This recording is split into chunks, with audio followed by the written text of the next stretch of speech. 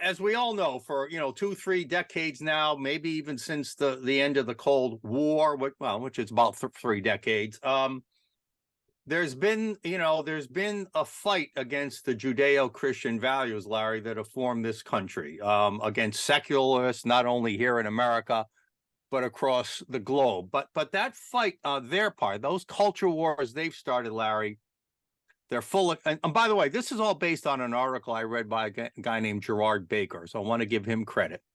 So that'll be our guide. But as we all know, the woke agenda, the contradictions, the lack of science-based research, the lack of reality is slowly becoming evident to most Rhode Islanders, most Americans, most citizens across the globe. And I think the light is being shined on their false narratives. Larry, what do you think?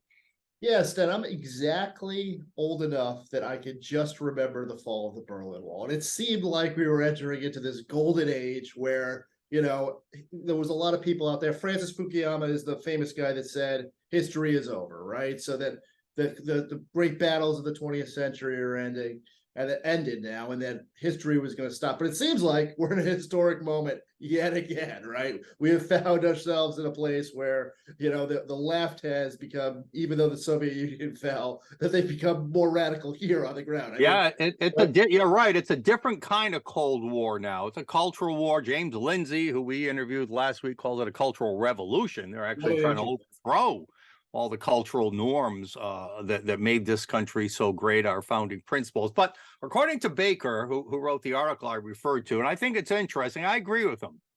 This attack on common sense is built on three pillars.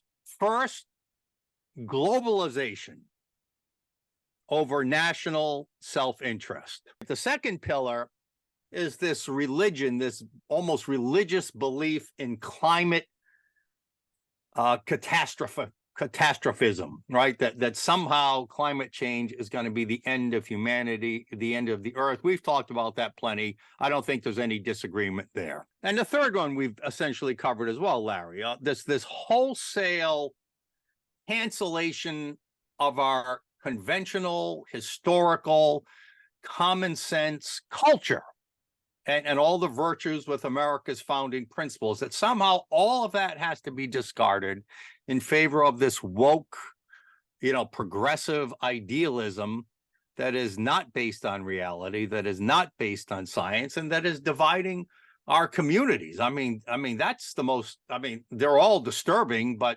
again, there's no disagreement, I don't think, from you, if that's one of the pillars of their war. There, we have the answers that work, right? Freedom has proven itself time and time again to be the right answer, and yet the left keeps trying something else over and over again and failing very badly, disastrously, horribly every time they try.